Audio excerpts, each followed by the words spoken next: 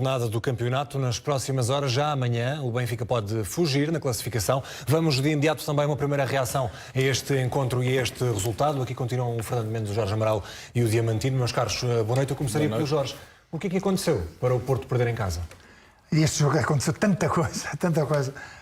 Para já, a pouca capacidade de foco que o Porto teve de imprimir um ritmo competitivo alto, como o fez contra o Braga e num jogo do Bessa, dava a ideia de que se preparou mentalmente para aqueles dois jogos que eram de níveis, em termos de competitividade, muito altos e quer a gente queira, quer não, eram muito complicados. E depois, aparentemente, parece que pensaram que se calhar este jogo iria ser fácil. E depois, com o não conseguir, na primeira parte, acho que o Porto não entrou bem, fez uma má os primeiros 25 minutos, a deixar, não teve praticamente remate nenhum, deixou a equipa do Marítimo a sair com algum critério numa profundidade apoiada e a conseguir até criar oportunidades de golo, mas o guarda-redes, ineficácia em termos ofensivos, poucos níveis de concentração no momento perto da bola, não foi aquela equipa pressionante que costuma haver, as individualidades do Futebol Clube Porto não apareceram, os Coronas, os Otávios, o mesmo próprio Zé Luís, aquela gente que normalmente de um contra um... O Otávio ainda marcou este golo na ponta final, não é? Sim, mas também foi um ressalto, repara que a bola bate num ressalto, não é? Se calhar o guarda-redes estava lá, o guarda-redes que fez uma exibição fantástica e através de um penalti, que na minha opinião que não era penalti, portanto acho que foi um jogo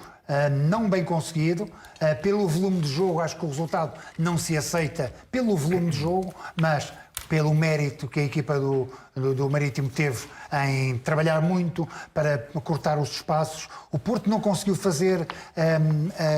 tirar o jogo de dentro. Fez muito jogo interior e devia ter feito mais jogo exterior. Jorge, mas ainda bem que tocas nesse ponto, porque, Diamantino, ouvimos falar muito durante a semana, e foi o Sérgio Conceição que lançou o tema por cima da mesa. O antijogo e até esse desafio lançado ao treinador adversário. Essa conversa teve algum impacto na forma como vimos jogar as duas equipas hoje? Não me parece. Foi mais um alerta de Sérgio Conceição àquilo que muitas vezes, e é verdade, se vai passando no futebol português, mas calhar todos, mesmo as nossas grandes equipas, se jogarem também com o Barcelona ou com o Manchester City, numa situação de vantagem na parte final, também aproveitam aquilo que a lei lhes permite, que é muitas vezes parar o jogo. Agora, este jogo hoje não teve alguns lances, vários lances dos jogadores do Marítimo, mas não foi assim tantos também como já vimos noutros jogos. Mas houve algumas paragens e até houve substituições, portanto também não sabemos até que ponto eram mesmo reais as lesões dos jogadores. O nosso especialista em arbitragem, o Marco Pina, acompanhou também em permanência este jogo, está em direto neste CM Jornal. Marco, boa noite. Algumas decisões são polémicas, incluindo aquele penalti assinalado. Sim, é verdade, Paulo. Começamos pelo lance do Alex Telles, que efetivamente tem um lance com um opositor do Marítimo em que há um contacto nas costas desse jogador do Marítimo na área do Porto. É um lance que há contacto nas costas, mas não parece suficiente para a queda do jogador do Marítimo, por isso aí tudo bem. Depois há o lance do golo do Futebol Clube do Porto, em que me parece que antes de Pepe introduzir a bola na baliza do Marítimo, Danilo com o braço direito empurra o seu adversário fazendo infração. Penso que esse golo devia ter sido anulado por isso mesmo. Depois temos esta questão deste pontapé de penalti que falas, que é a questão do Marega e do jogador do Marítimo. O jogador do Marítimo chega primeiro à bola, joga a bola e a seguir é pontapeado por Marega. É um lance que para mim não deixa dúvidas, não é pontapé de penalti. O árbitro equivocou-se, assinalou, mas penso que o vídeo-árbitro podia reverter a decisão. Depois é pontapé de penalti porque o árbitro assinala. O que é certo é que já que assinalou, há uma infração do guarda-redes. O guarda-redes está atrás da linha de baliza, não está em cima da linha de baliza. A seguir adianta-se, comete uma infração e este pontapé de penalti deveria ter sido repetido. Depois temos essa grande penalidade que acabou por não contar, por ser defendida. A arbitragem teve influência no resultado final? No resultado final não parece ter influência porque é o seguinte, ou seja, há decisões que são incorretas para ambas as equipas. Por isso mesmo, o árbitro não revisou hoje um bom trabalho, teve influência nos lances, quer dizer, quando há um pontapé de penalti que é assinalado e esse mesmo pontapé de penalti não existe, a seguir é óbvio que o guarda-redes defende e não se materializa este golo. Mas o que é certo é que houve erros graves da equipa de arbitragem. Marco, obrigado por essas notas sobre a arbitragem de hoje. Fernando Mendes, uma derrota à terceira jornada, que impacto é que vai ter neste Futebol Clube do Porto? Não tem, não me parece. É um jogo que o Futebol Clube do Porto perdeu em casa, que raramente isso acontece, mas a época passada as coisas também, o Marcelo à altura, não correram bem e eles conseguem sempre recuperar. É lógico que são 3 pontos perdidos num jogo que não havia essa pretensão de perder pontos, ainda para mais para o que o Futebol Clube do Porto vinha fazendo, que era o jogo com o Sporting Braga, que era o jogo com o Boa Vista. Agora, Marcas deixa que só perdeu 3 pontos. Normalmente o Futebol Clube do Porto tem essa facilidade. Nos jogos que tem a decidir, quando tem que decidir e acaba por vencer. Agora, parece uma vitória, na minha opinião, parece uma vitória justa. Na minha opinião.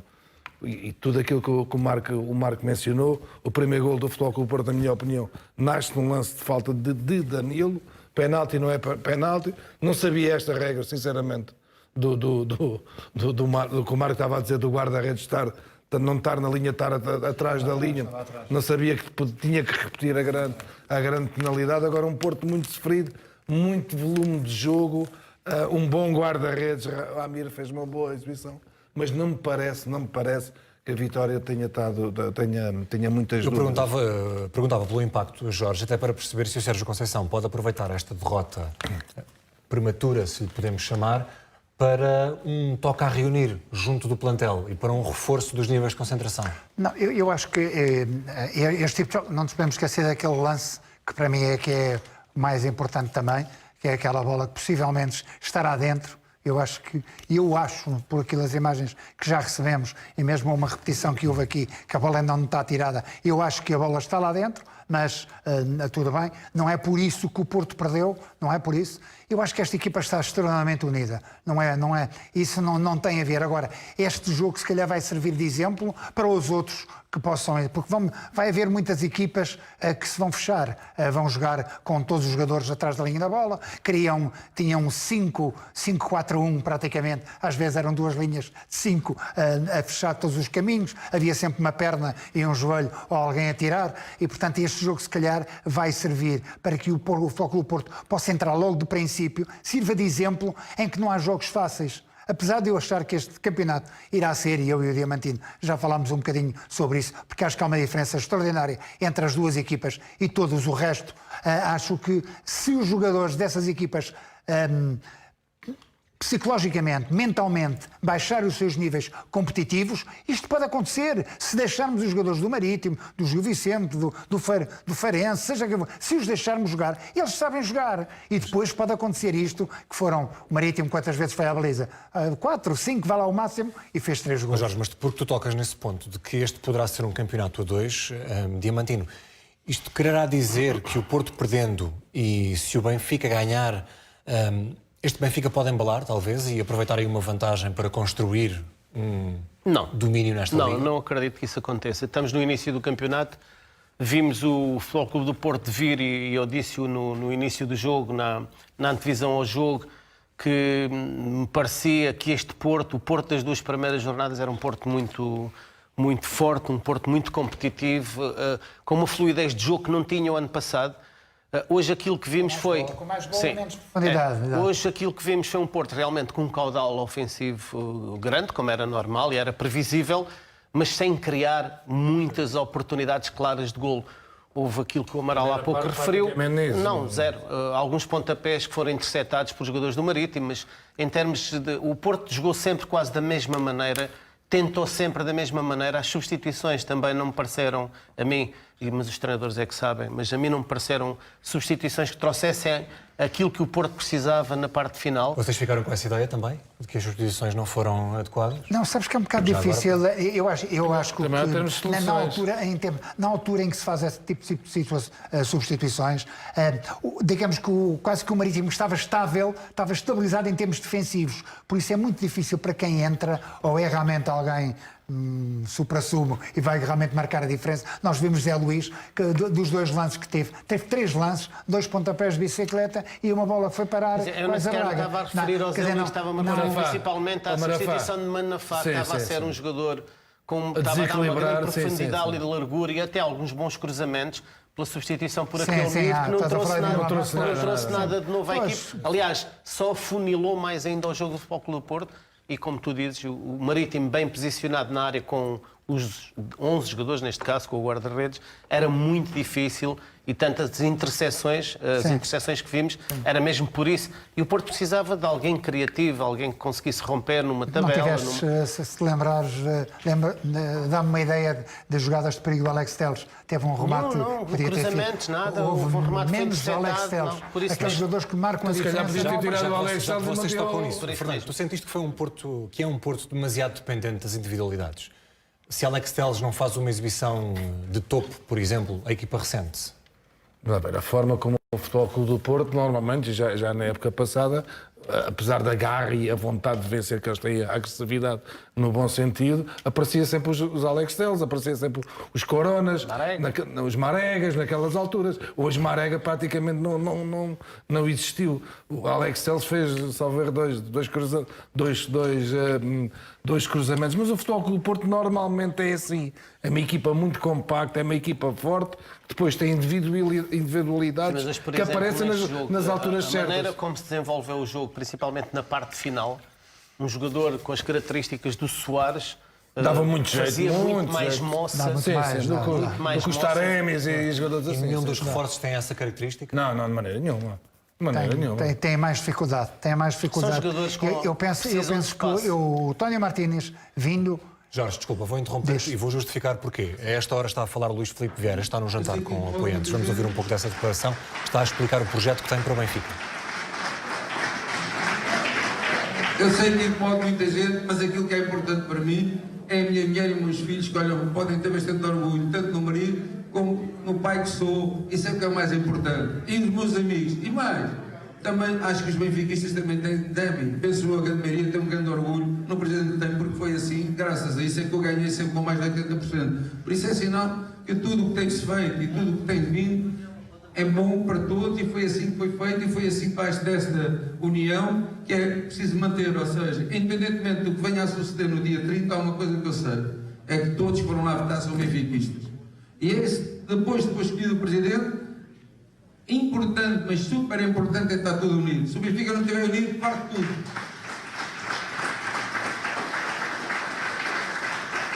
E nós já demonstramos a toda a gente que, se estivermos unidos, mesmo na hora da derrota, o Benfica é muito forte e é difícil de ser batido. E essa lição tem que ser dada, porque nós não podemos, às vezes, coabitar com um título. No segunda época, quando para o segundo título, as coisas às vezes não nos correm menos bem, e nessa altura toda a gente está logo de desacordo. Não. É nessas alturas que temos de estar juntos novamente e bem unidos, porque se ganharmos no ano anterior é que tivemos valor. Temos que ganhar no ano seguinte, vamos ganhar no ano seguinte. E é assim que vamos partir para o objetivo do teto. Nós, ao longo deste percurso todo, a última década, ou seja, a melhor década, nós fizemos esta década, é a segunda melhor década no futebol. E é a melhor década de sempre nas modalidades. Nós queremos partir para um ciclo novo, já com o objetivo de um tetra, para, na realidade, tentarmos fazer pela primeira vez melhorar a década no futebol. De certeza já não será comigo, mas quero contribuir para mudar nas modalidades. Temos que ganhar mais vezes, vamos ganhar mais vezes com certeza. E temos exemplos hoje do que é que são os nossos plantéis, e de certeza que se vai bater com toda a gente para ganhar. Por isso, todos vós, pensem sempre, independentemente do dia 30, só existe um Benfica, e todos nós somos benfiquistas, estamos debaixo de uma bandeira do Benfica. E é essa que temos que respeitar, por isso temos que estar unidos para conseguirmos todos os nossos objetivos. Se queremos ter um tetra, temos condições, temos equipa, e se tiver que melhorar, vamos a melhorar com os nossos objetivos para lá chegar. Mas estejam sempre bem presentes isto. Se temos um caminho para percorrer, temos que ir para a linha reta sempre, não podemos andar às curvas ou aos zigue-zagues. É esse o objetivo que eu pretendo no Benfica, e manter essa união. E acho que ao longo dos 17 anos de trabalho no Benfica, acho que uma das virtudes que tive é que consegui unir a família dos benfiquistas. Eu costumo dizer, em termos de piada, que para estar 17 anos à frente de um clube como este, que é gigante e não é nada fácil, é preciso ter um jogo de cintura muito grande, tanto em termos internos como externos, para estar 17 anos à frente do Sport Lisboa Benfica. Por isso, meus amigos, mais uma vez, muito obrigado. Obrigado. E de certeza não se esqueçam, vão lá pôr o voto, já sabem a que é que há de votar. E viva o Benfica! Ficou o essencial desta declaração do Luís Filipe Vieira a explicar também o projeto que tem para o Benfica e a apelar ao voto. Ele esteve durante o dia em várias sessões de esclarecimento com os sócios no país, agora também um jantar com apoiantes. Diamantino, no caso do Benfica, enfim, Vieira estava a dizer o projeto que tem para o clube. Jesus tem a tarefa facilitada agora depois desta derrota do Futebol Clube do Porto, entra amanhã com menos pressão? Pergunto. Não, eu acho que quando há estas derrotas, normalmente entra-se com mais pressão. De qualquer das maneiras, isto não diz rigorosamente nada, esta derrota, nesta altura, a não ser aquilo que o Amaral há pouco disse e que é verdade.